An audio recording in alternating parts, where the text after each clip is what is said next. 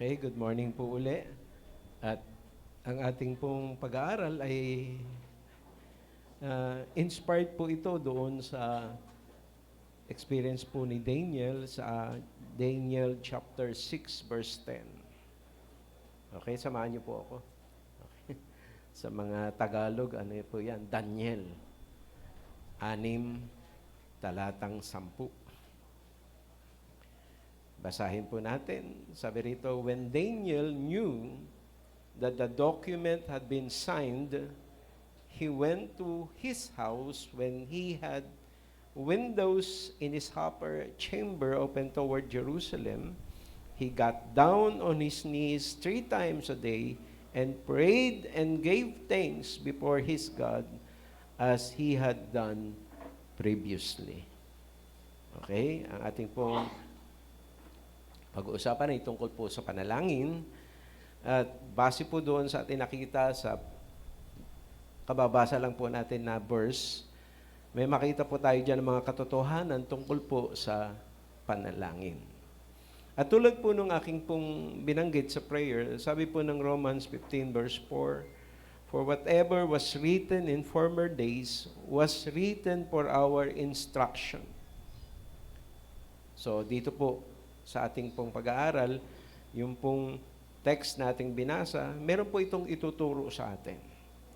At sabi po nung verse na aking binabasa, that through endurance and through the encouragement of the Scriptures, we might have hope. So, meron pong ibibigay na encouragement po yung salita ni Lord sa atin this morning. At ang nais po nung encouragement ay pataasin po yung ating pag-asa. Amen? Amen? Okay, so ito po yung ating pag-aaral. Una sa lahat, ang unang katotohanan na babanggitin ko tungkol sa panalangin ay, ang panalangin po ay hindi dapat last nating ginagawa. Kasi napapansin niyo po mga kapatid, kapag ka po meron pong mga tao na nalalagay na po doon sa critical na kondisyon ng kanilang mga kalusugan, sasabihin po sa atin ng doktor, wala na tayong pag-asa, mag-pray na lang tayo. Na parang ang nangyari ay, ayun, last resort ang prayer. Ang una natin gustong sabihin, ang prayer ay hindi dapat last resort. Ito ang dapat ang unang option. Amen? Amen? Ang prayer po, hindi po siya last resort, siya yung unang option. Saan natin yun nakita? Tingnan niyo po si Daniel. Basahin natin yung ating text. When Daniel knew that the document had been signed, he went to his house where he had windows in his upper chamber toward Jerusalem, open toward Jerusalem. He got down on his knees 3 times a day and prayed and gave thanks before his God as he had done previously. Mga kapatid, yung dokumento po kasi na yon na binabanggit po dito, yun po mga kapatid ay meron po itong hindi magandang magiging epekto kay Daniel. At dahil doon, mga kapatid, ano po ang ginawa ni Daniel? Ayan, hindi po siya pumunta sa hari. At ipinagtanggol yung kanyang sarili. Ano ginawa niya? Lumapit siya sa hari ng mga hari. Amen? Amen? So, doon po siya lumapit. At mapapansin niyo po, ang kwento, hindi po siya nagsumbong. Amen? Amen? Hindi po siya nagsumbong. Di ba? Minsan po yung ating prayer ay pagsusumbong. Pero base po dito sa ating binasa, hindi po nagsumbong si Daniel. Actually, ang sabi nga po dito, siya po ay nanalangin at nagpasalamat. Nandiyan ba tayo? So, sino po sa atin, mga kapatid, yung kapag ka po merong hindi magandang sitwasyon, sa halip na tayo po ay magalit o di kaya ay magsumbong, magpasalamat tayo sa Diyos. Medyo iba po. Ano, mga kapatid? Kaya po, dito makikita nyo mga kapatid, mamaya sa pagbanggit po natin sa may bandang dulo ng ating pong pag-uusap, makita nyo, mga kapatid, na ang prayer ay paglalaan ng panahon sa presensya ng Diyos. Amen? Amen? Hello? Hello?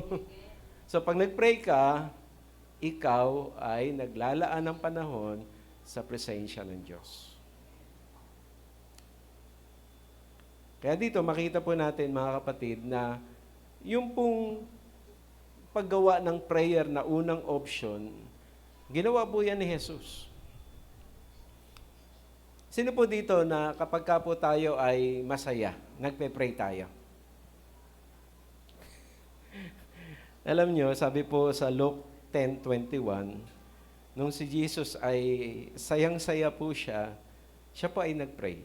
Okay? Sabi rito, in that same hour, he rejoiced in the Holy Spirit and said, I thank you, Father, Lord of heaven and earth, that you have hidden these things from the wise and understanding and revealed them to little children. Yes, Father, for such was your gracious will.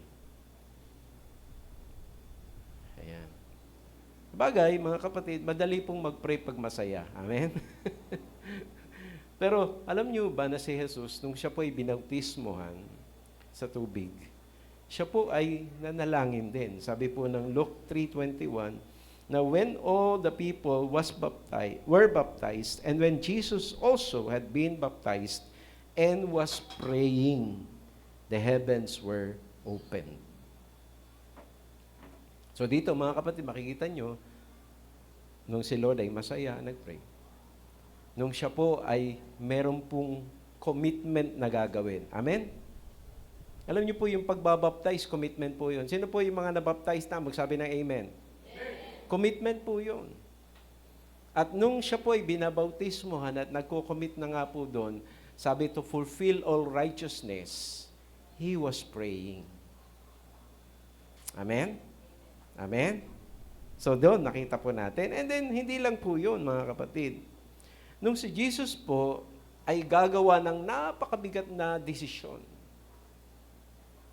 Sabi po ng Luke 6, verse 12 and 13, in these days, he went out to the mountain to pray. And all night he continued in praying to God.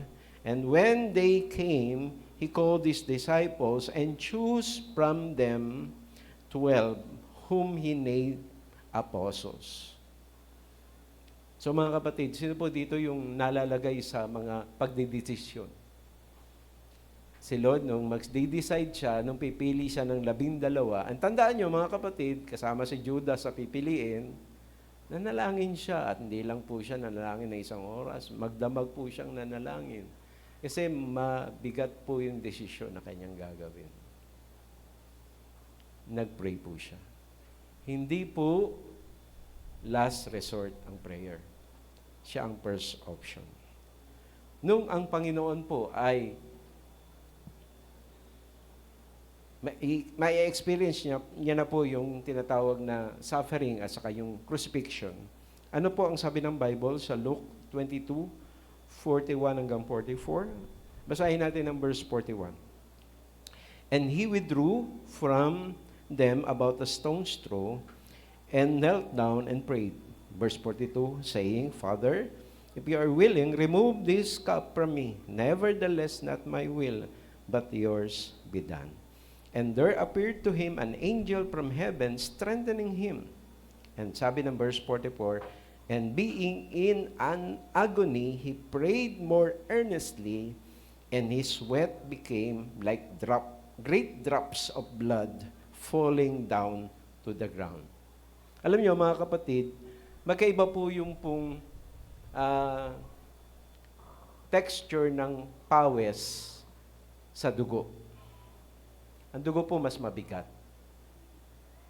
Pero ang sabi dito, si Lord sa kanyang pagpe-pray, sa sobrang taimtim ng kanyang pagpe-pray, dahil nga po sa napoforesee na niya yung mangyayari po sa kanya, ang sabi, yung pong pagpatak ng kanyang pawis ay tulad ng pagpatak ng dugo sa sahig o sa lapag. Mas mabigat po yung dugo, kaya pag lumapag yun, may force. Hindi katulad po ng pawis. So dito makita natin mga kapatid, na alam ni Lord na meron po siyang matinding dadaanan, pero nung ginawa niya, hindi siya nagsumbong. At hindi rin po siya, mga kapatid, in-insist yung kanyang kalooban, kundi sabi niya, alam niyo po yun, Matthew 26:41, not my will, but yours be done. So dito makita po natin, mga kapatid, na in-exemplify po ni Jesus. Nandiyan pa ba tayo? Hinalimbawa ng Panginoon na ang panalangin ay hindi huli mong gagawin kapag wala nang magagawa. Hindi. Siya ang unang-unang dapat mong iniisip na gagawin. Ano man ang iyong sitwasyon, ano man ang iyong pinagdaraanan, maganda man o hindi maganda, mahirap man o madali, anumang kalagayan, anumang sitwasyon, mga kapatid, ang panalangin ang unang option. Amen? Amen? Pakisabi niyo sa inyong katabi, unang option. Amen?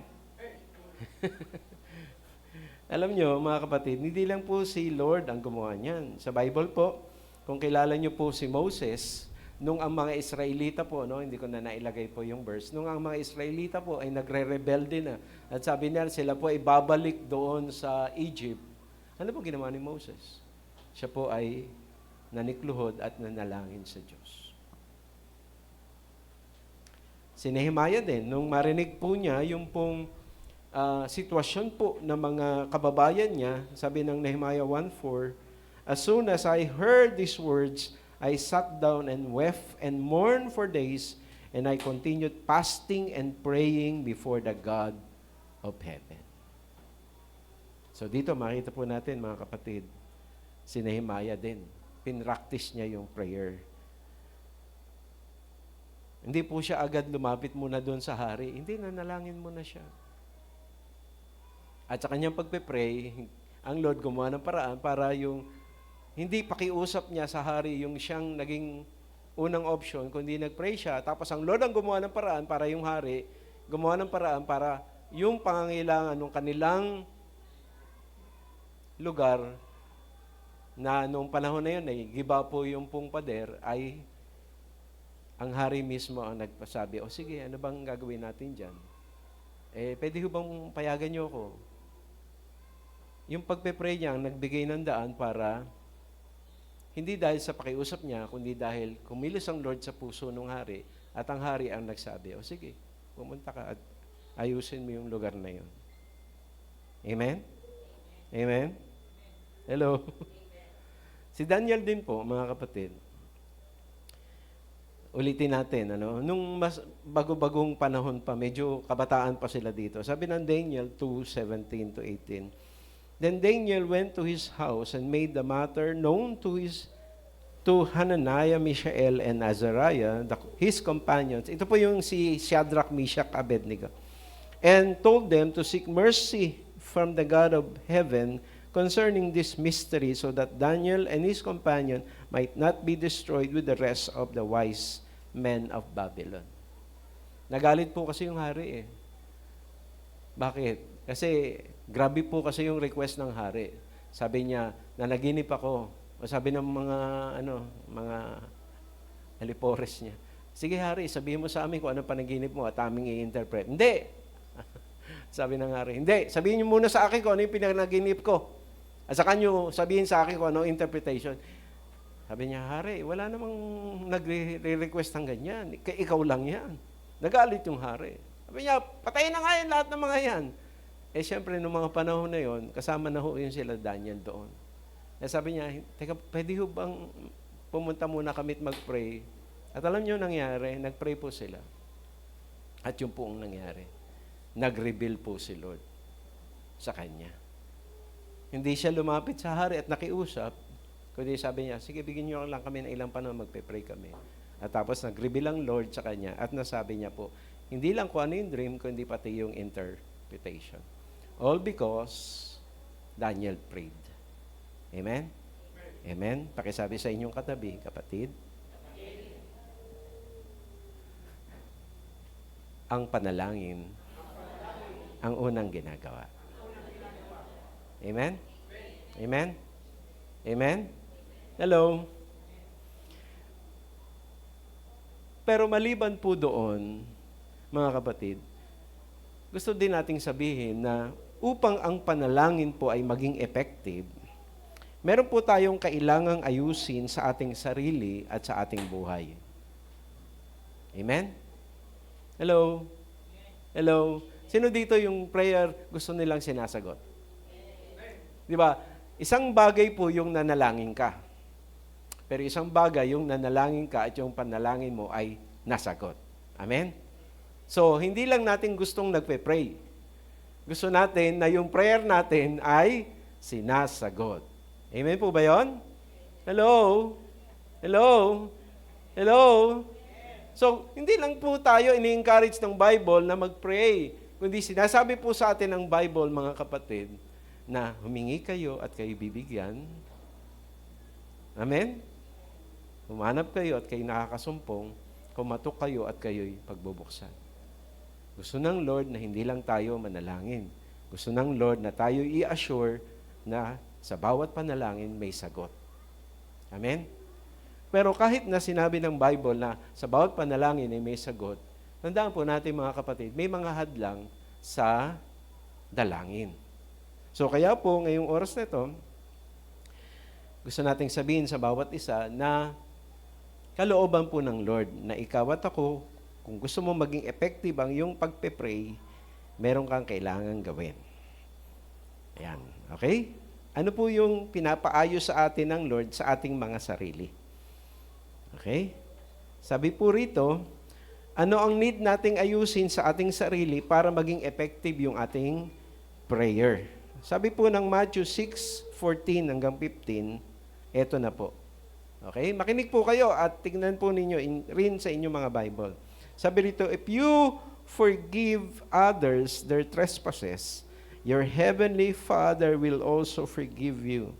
But if you do not forgive others their trespasses, neither will your Father forgive your trespasses. Seryoso po ito, mga kapatid. Hindi po masasagot yung prayer natin pag nag-iingat tayo ng tampo at sama ng loob sa ating puso, sa ating kapwa. Malinaw po ito. Malinaw po ito. Sabi nga po sa Bible, sabi ni Lord, kapag ikaw ay maghahandog sa Diyos at pagkatapos naalala mo na meron kang kasamaan ng loob, sabi niya, iwan mo muna yan dyan at makipagkasundo ka muna. Yun po yung bagay na dapat po nating makita. Mga kapatid, pwede mo naman talagang itago yung ikimkimin yung tampo mo at sama ng loob. Pwede naman talaga kung ayaw mo. Ang problema lang, kung gusto mong maging effective yung prayer mo, kailangan alisin mo. Kasi ang ano dito, pwede kang mag-pray, kaya lang, hindi ka sigurado sa sagot. Hello? Hello? Kaya lang mga kapatid, ang hirap naman nun na hindi ka sure na yung pinagpe-pray mo, masasagot. Hindi naman sa lahat ng mga pagkakataon, oy, Sheena, pag-pray mo nga ako. Oh, Jess, pag-pray mo nga ako. Oh. Hindi naman pwedeng lahat sabihan mo, oy, pag-pray nyo nga ako. Kasi may mga pagkakataon, kapatid, na ikaw din. Kailangan mo ding mag-pray. Hindi lang yung iba ang magpe-pray para sa iyo. Ikaw din, kailangan mo mag-pray. At kung gusto mo, mga kapatid, na masagot yung prayer mo, yun. At saka, siya nga po pala, kahit po ipag-pray tayo ng iba, at meron pong hadlang sa atin, hindi rin po magiging effective yung kanilang pagpe-pray. Andiyan pa ba tayo? Hello? Consider niyo po itong ating pinag-uusapan.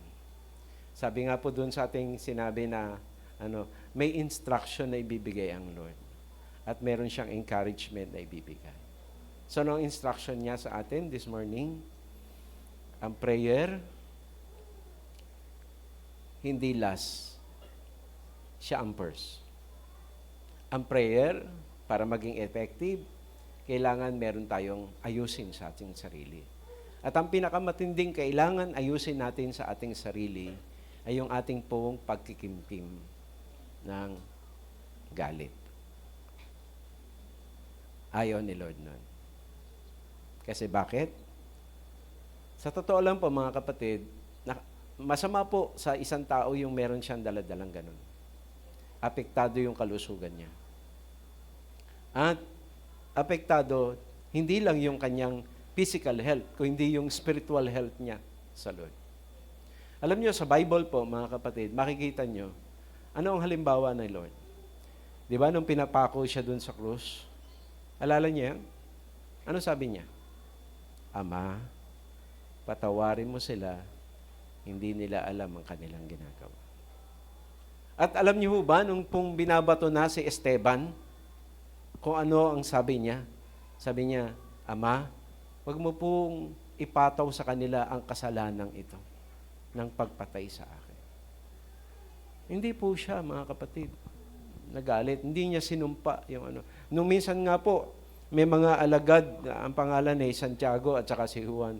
Sabi niya, Lord, ayaw kang papasukin. Gusto mo, patamaan natin ang kidlat. Sabi ng Lord, hindi niyo alam kung anong espiritu meron kayo. Amen? Amen?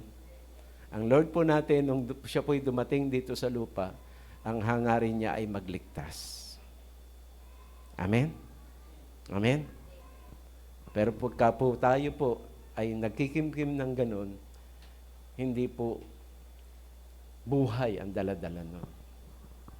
Hindi po. Death ang daladala nun. Kaya yun ang ayaw ng Lord na panatilihin natin. Sabi nga po sa aklat po ng Ephesians 4:31, sabi po doon, kung paanong pinatawad kayo ng inyong amang nasa langit, magpatawad din kayo. Kaya po, kung meron po tayong ganong klase po ng parang struggle sa ating mga sarili, talagang lumapit tayo at mag-pray, Lord, tulungan mo ako. Tulungan mo ako. At alam ko, tutulungan ka ng Lord pagka lumapit ka, tumingi ka ng tulong sa Kanya. So, yun po yung isa. Pangalawa, pag gusto po talaga nating maging effective yung ating prayer, ito po yung ating kailangan ayusin sa ating mga sarili. Sabi po ng Luke 18:9-14, hindi ko na po babasahin lahat, pero sabi po ng verse 14, I tell you, this man went down to his house justified rather than the other. For everyone who exalts himself will be humbled, but the one who humbles himself will be exalted. So, mga kapatid, upang ang panalangin po ay masagot, kailangan po, hindi po tayo makitaan ni Lord ng pagmamalaki sa ating puso. Ang kailangan na makita ng Lord sa ating puso ay meron po tayong pagpapakumbaba. Now, tandaan nyo mga kapatid, ang pagmamalaki, mga kapatid, katulad nung kwento dito, kung babasahin nyo po yan, at ni-encourage ko kayo na basahin nyo po yan, makita nyo na yung pong Pharisee ang tinutukoy ni Lord na nagmamalaki. Sabi niya, Lord, hindi ako katulad nito. Ako, Lord, eto mga ginagawa ko. Sinaysay nga niya, ang dami. Tapos yung pong tinutukoy niya na publikano, dinadagukan ng dibdib niya, sinasabi sa Lord, Lord, ako po ay isang makasalanan. At kaya sabi ni Lord, uuwi yung tao na yon, siya ay tinanggap, pero itong taong ito, siya hindi. Dahil meron siyang pride sa kanyang puso. Tandaan po natin sa Bible, mga kapatid, ang naging dahilan kaya si Lucifer ay naging Satan ay pride. Alam niyo po ba ang ibig sabihin ng Lucifer? Son of the morning. Eh yung Satan, ayun ay evil na ho yun. Dahil lang po sa pagmamalaki, napalaya si Satanas sa langit. At siya po ay napunta ng impyerno. Kaya po, mga kapatid, Kung gusto mo na yung prayer mo maging effective, ito yung dalawang katangian na dapat mong isuko sa Lord. Siyempre mga kapatid, sa buhay na ito, hindi maiwasan nagagalit tayo. Hindi maiwasan na meron po tayong mga pagkakataon na nakakaranas po tayo ng hindi maganda sa ating kapwa. Pero ang gusto po ng Panginoon ay gayahin natin siya. Kasi yung pag-ibig niya ay nagpapatawad at yung pag-ibig niya nagpapakumbaba. So tulungan tayo ng Lord. Mag-pray lang po tayo at alam ko tutulungan po tayo ng Lord. Pangalawa na gusto natin ng Lord na ayusin natin sa ating buhay, Sa ating sarili yun, Ito naman sa buhay po natin. Ang sabi po ng awit, 66 verse 18, If I had cherished iniquity in my heart, the Lord would not have listened. So kaya kung meron pa po tayong ginagawa na kasalanan, hadlang po yun. Gusto ng Lord, alisin na natin yan. Mga kapatid, hindi ko po pwedeng sabihin sa iyo kung ano yun. Ikaw at ang Lord ang nakakaalam mo. Amen? Amen? Amen? At alam mo kapatid, matyaga si Lord na pinapaalalahanan ka. Matyaga si Lord na sinasabi sa iyo, ibigay mo na yan sa akin. Isuko mo na yan sa akin. Matyaga niya yan. Hindi po siya, mga kapatid, nagsasawang sabihin yan sa iyo. Kasi bakit? Kasi para sa Kanya, gusto niya maging successful lang yung spiritual life. Amen? Hindi po tayo, mga kapatid, magiging successful sa ating Christian life kung meron tayong iniingatang galit, kung meron po tayong iniingatan na pagmamalaki, at kung meron po tayong kasalanan na hindi nating maisuko-suko sa Panginoon. Alam nyo, mga kapatid, ang pinakahininga ng isang Kristiyano ay panalangin. Amen? Amen? Amen? So kung ang hininga ng isang Kristiyano yung panalangin, at pagkatapos sa iyong pagpe-pray ay nag-i-struggle ka, kapatid, mahirap ma-ICU. Amen? Amen? Mas maganda po yung tayo po ay malayang nakakahinga. Walang sagabal, walang hadlang doon sa ating lungs, sa ating spiritual lungs na nakakahinga tayo. At ang Lord naman ay talagang walang sawa naman nagpapababa ng kanyang mga biyaya at pagpapala sa atin. Kasi ang dami pong kailangan pang ma-withdraw sa langit. Amen? Amen? Excited po yung Lord natin. At wala pong pwedeng maging paraan para yun po'y ma-withdraw natin kung hindi sa prayer. Amen? Kaya ang gusto ng Lord yung prayer natin maging effective. Bakit? Kasi ang dami pa. Imagine ninyo, mga kapatid. Okay? Magbigay tayo ng halimbawa. Naisip natin, di ba? Halimbawa, si Mirna at saka si Arno. Nasabi natin, wow, sana all. Pero, mga kapatid, hindi natin alam. Baka meron pang mga nandun sa langit na nakareserba na mas matindi pa. Hello? Hello? Di ba, maaaring nasabi na, tindi na yan eh. Di, baka meron pa doon. Na gusto ng Lord na ma-withdraw at mabigay sa mag-asawa. Hello? Di ba? O, pagka tinitignan natin, si Franz at si Eliza. Oh, wow, okay na yan. O kaya si Lee at saka si John. Wow. O kaya tinignan natin si Japet at saka si Karen. Sabi, wow. Pero mga kapatid, hindi natin alam eh. Naka doon sa langit, may mga nakatenga pa. At meron dinidil ang Lord sa bawat isa sa atin. Na anak, tanggalin mo lang yan at nang walang sagabal, bumuhos yun. Amen? Amen? Hello? Yun ang gusto ng Lord eh. Yun ang encouragement po. Kaya hindi nyo napansin mga kapatid, si Daniel, grabe po siya.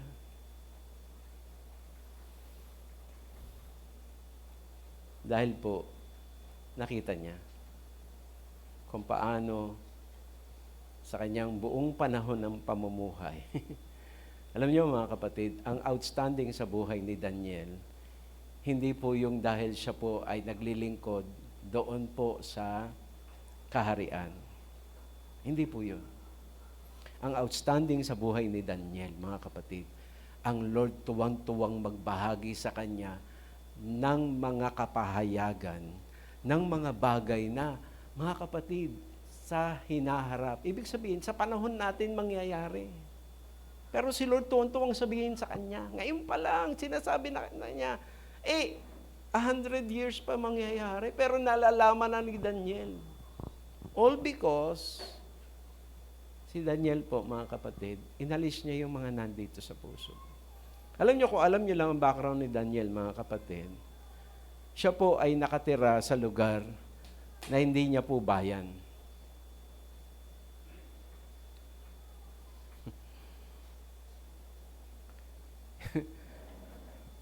Alain po siya. Alien pala siya doon. Hindi siya taga doon. Tapos naging servant siya. Royal ang kanyang lineage pero naging servant siya. Pero alam niyo, hindi po naging problema yun sa kanya. At sa halip, mga kapatid, nakita natin sa Bible kung paanong nagsilbi siya, hindi lang sa iisang administrasyon, kundi 3 administrasyon ang pinaglingkuran niya. Amen? Ibig sabihin, ang haba ng buhay niya. Siguro, mapansin niyo, umabot ng mga 80, nasa 80s si Daniel bago namatay. Kaya nakakatuwa po, mga kapatid, na sana po ma-encourage tayo na, mga kapatid, may mga bagay pa sa buhay natin na ang Lord gusto pong ibuhos pa, pero may mga bagay na si Lord lang ang nakakaalam at ikaw lang din ang nakakaintindi kasi dinidil ng Lord yan sa iyo specifically. Amen po ba yun? Sinasabi yan ng Lord sa iyo. At sabi niya, anak, ito, alisin mo lang to. Akong bahala sa iyo. Alam nyo, tumugon lang po tayo. Pwedeng galit yun. Pwedeng pagmamalaki. Pwedeng kasalanan. At sabi po dito sa James chapter 5 verse 16 letter B, sabi, the prayer of a righteous person has great power as it is working. Ibig sabihin, may mga bagay po, mga kapatid, na ang issue po ay hindi po, kapatid, galit, hindi po pagmamalaki, hindi rin kasalanan. Ang issue minsan, mayroong si Lord na pinapagawa sa iyo mabuti at maganda. Kaya lang minsan, ayaw nating gawin.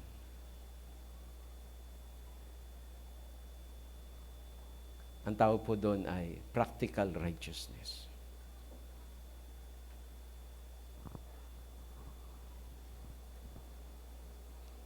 Hadlang din po yun.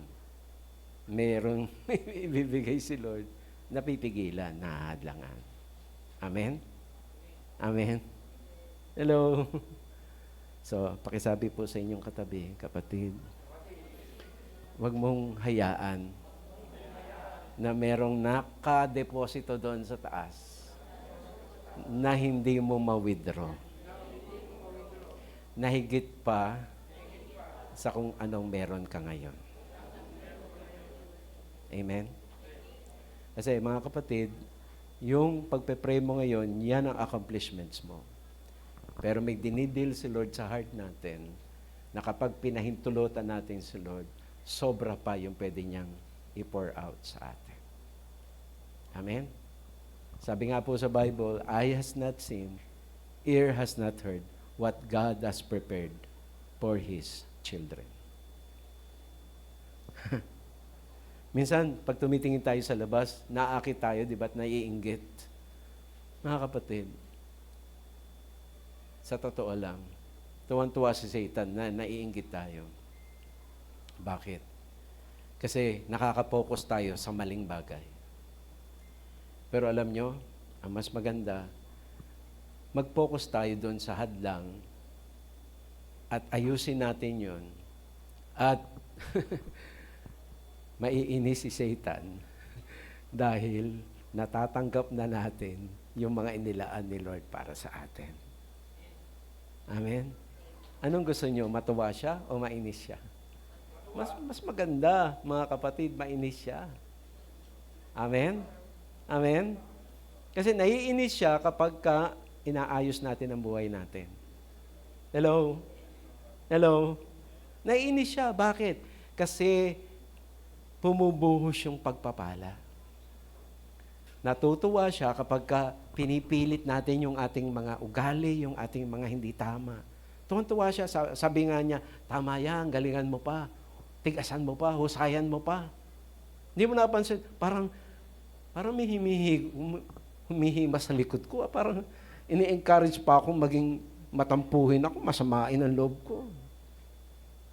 Mahirap pong mahimas kami. Hello? Hello? Wag. Mas maganda. Sabihin niya, nakakainis naman, alis na nga ako dito. Lalayuan ko na nga yan. Bakit? Inaayos yung buhay eh. Amen? Amen? Mas maganda yun. Layuan ka ni Satan, sabihin niya, ayoko dyan. Naayos yung buhay. Diyan, napansin niyo si Jesus, matapos po siyang nanalo dun sa bawat tukso, ano ginawa ni Satan? Iniwan siya. Amen? Amen? Ganun ang ating hangarin. Lord, ayusin ko yung buhay ko. Kasi marami pa palang nilaan ka doon sa taas para ma-withdraw ko. Amen? Wala na pong pinakamalungkot. Yung pong dumating ka sa langit at sabihin sa'yo ng Lord, anak, kung sumunod ka lang sa akin, yan sana yung maibibigay ko sa iyo. Alam mo bang nakalagay ang pangalan mo dyan? Hello? Hello? Nakalagay pangalan mo doon. Baka naman hindi lang tricycle yung nandun.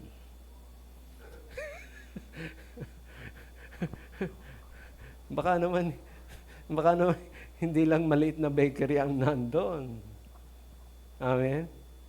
Baka naman hindi apartment lang ang nandun, baka condo. Hello? Hello? Magandang umaga. Mga kapatid,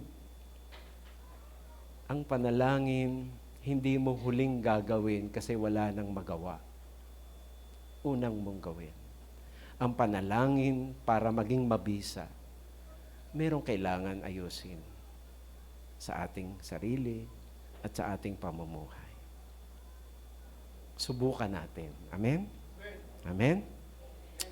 At panghuli, ang panalangin, hindi po nakakapagod at hindi rin nakakatamad na gawin. Amen? Ang totoo, ito po ay enjoyable.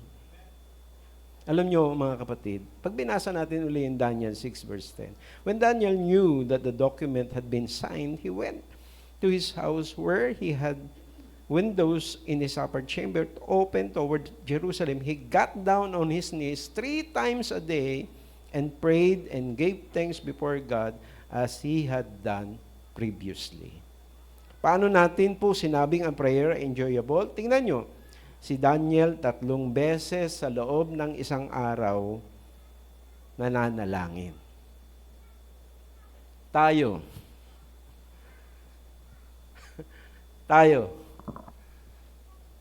Di ba minsan wala pang isang beses? Hello? Siya 3 beses eh. At tingnan nyo, pansinin nyo, andun ba yung verse? Ano nga yung verse, Chelsea? Verse, ayan. Tingnan nyo.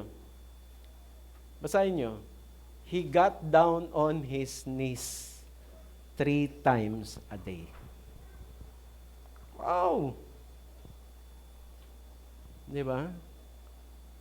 Ako po, aaminin ko sa inyo yung totoo, dahil nga po 63 na ako, may problema ako sa tuhod. Kaya ang hirap po mag-pray ng nakaluhod. Pero sasabihin ko sa inyo, mga kapatid, si Daniel, baka mas may edad pa nga sa akin eh. Pero nag-pray siya, nakaluhod.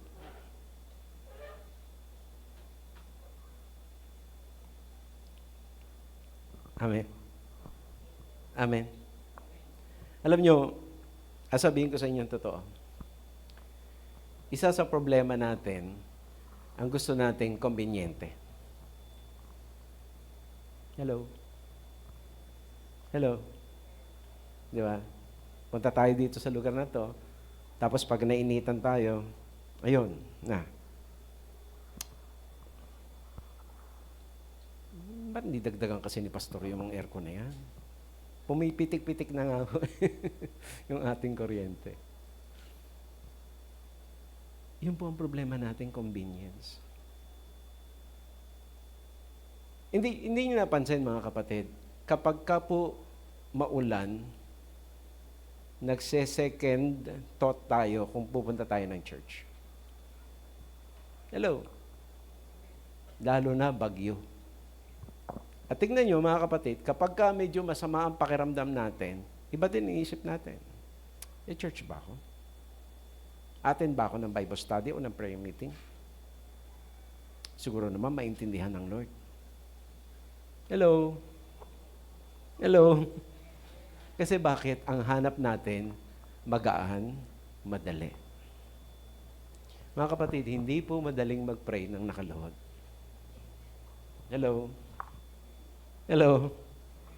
Pero, ginagawa ni Daniel, 3 beses maghapon. Kaya, mga kapatid, ang isang bagay na i-enjoy mo. Andiyan pa ba tayo? Andiyan pa ba tayo? Isang bagay na na-enjoy mo, hindi yun mahirap sa'yo. Hello? Hello? Hindi mahirap sa'yo. Hindi mahirap sa'yo magtaas ng kamay kasi na-enjoy mo yun. Kasi tinataasan ng kamay mo, Lord mo. Hindi na mahirap sa'yo magsayo ka kay Lord. Bakit? Na-enjoy mo yun eh. Hindi po, mga kapatid. Na-enjoy mo yung ginagawa mo eh. Kaya po, anumang bagay na sa ibang tingin ay mahirap, pero sa isang taong nag-e-enjoy, walang problema. Hello? Hello? At tingnan nyo, mga kapatid, Daniel not only prayed 3 times a day, at mapansin nyo, Daniel not only make his request to God, he thanked God every time he prayed. Amen?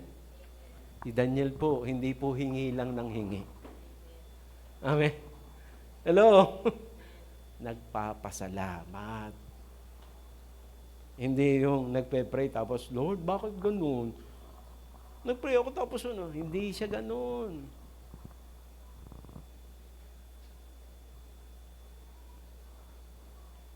Tandaan natin, mga kapatid, yung pong decree na pinirmahan,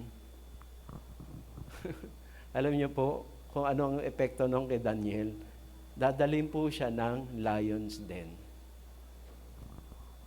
Pero mga kapatid, ang prayer niya, ang prayer ba niya, mga kapatid, ay mapahamak yung mga gumawa nun sa kanya? Hindi. Ang prayer niya lang, yung will ng Lord ang mangyari at ang glory ng Lord ang siyang mahayag. At kaya nangyari? Di ba? Naingatan siya ng Lord. At panghuli, mga kapatid, Daniel not only prays 3 times a day, mga kapatid, prayer is his life as he has done previously.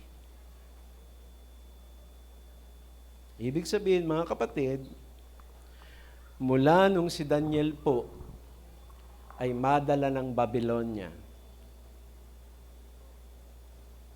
at sila po, mga 17, 18, 19 years old nung panahon na yon. Simula noon, mga kapatid, ang pananalangin ay programa na ng buhay niya. As he has done previously. Alam nyo, meron po akong nare-recall habang nagsasalita po ako na minsan po nagpa-concert ang Redeem of the Lord. Ewan ko lang, naaalala ni Ricky yun. Doon sa, yung pong pinaka contact person na aming kinausap para siya po yung mag-ayos ng lahat ng mga sound system doon at kung ano-ano pa. Bago siya matulog, kasi matapos siyang ayusin, bago siya matulog, nag-pray siya kay Lord. At sabi namin,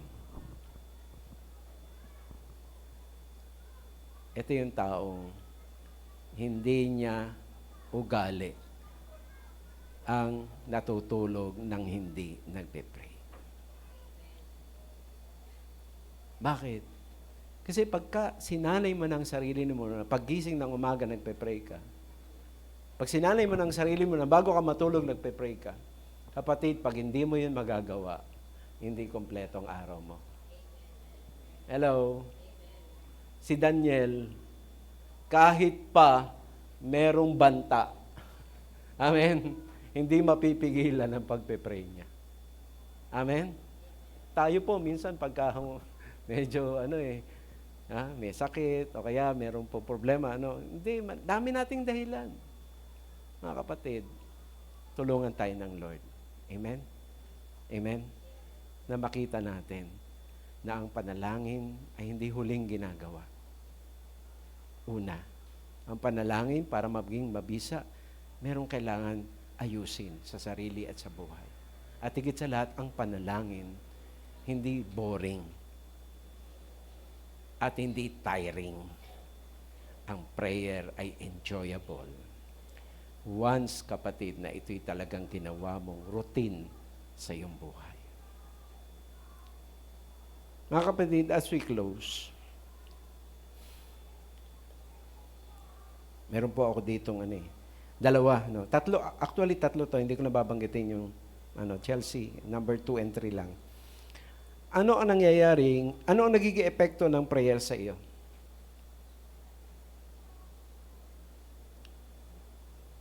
Alam nyo, sabi nila, yung palagi mong kasama, nakakamukha mo.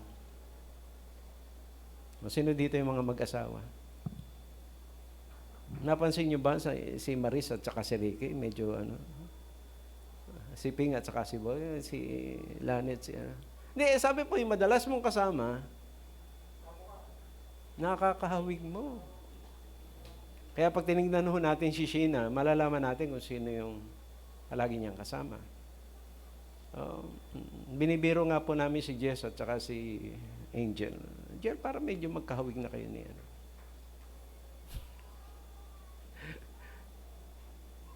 Meron pong ganon. Pero sabi po sa Bible, nang si Moses ay nag-stay sa presence ng Lord, pagbaba niya, ang kanyang mukha ay nagliliwanag. Meaning, pag nag-spend ka ng time sa presence ni Lord, yung presence ni Lord may epekto sa iyo. Amen? Amen? Amen? Kaya, kapatid, kapag ikaw ay nagpe-pray, hindi pwedeng walang nababago sa buhay mo. Hindi pwede. When you spend time in the presence of God, the presence of God will make an impact sa iyong character, sa iyong personality, even sa iyong thinking. Kapatid, hindi pwedeng walang maging epekto yun sa iyo. Bakit? Kasi nga po, nung si Moses nag-pray, yung glory ng God nakita sa kanyang mukha. Kaya, maganda po siguro, i-try natin next Sunday, ushers, pakidetratuhan nyo yung mga pumapasok. Hindi, biro na lang. Makita natin yung itsura Sa madaling salita, mapapansin mo, andyan pa ba tayo? Kung saan siya nanggaling. Amen? Kung galing siya sa presensya ng Diyos, mapapansin mo yun sa Kanya. Pangalawa, gusto lang din nating sabihin, ano ang ibinubunga ng iyong pagpe-pray? Ano binubunga sa iyo ng iyong pagpe-pray?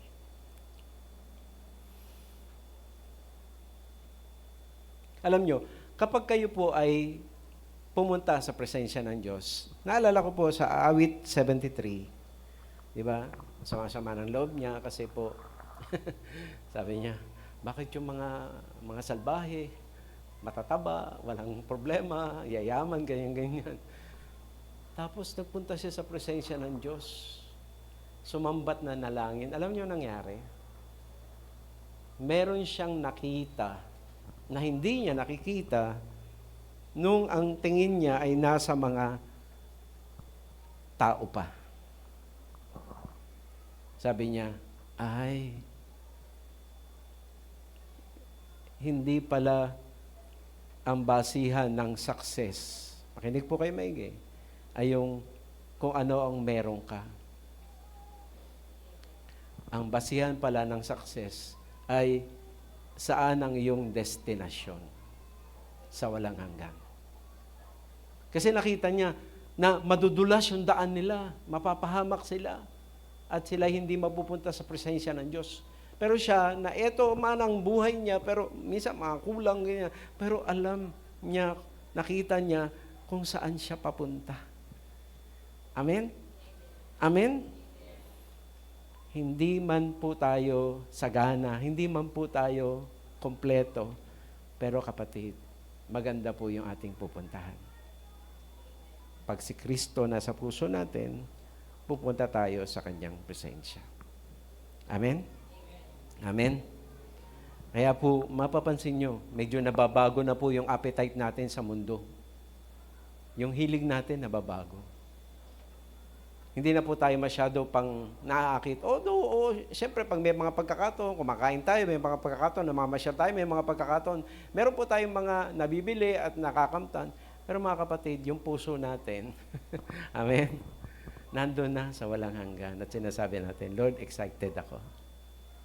At pag excited ka, kapatid, kay Lord, alam mo ba, hindi problema yung humaba ang prayer. Bakit? Gustong-gusto mong kasama si Lord. Alam niyo, hindi nga minsan mapuknat yung mga magkakaibigan, di ba? Minsan yung mag-asawa. Minsan, parang sama-sama ang loob pagka po nagbabakasyon, gano'n-gano'n eh. may nakita nga akong picture sa FB. Si Helen Gamboa at saka si Tito Soto, magkahilig tulog. At ang pinaka nakalagay doon, napakapayapa na ikaw ay makahilig sa iyong minamahal.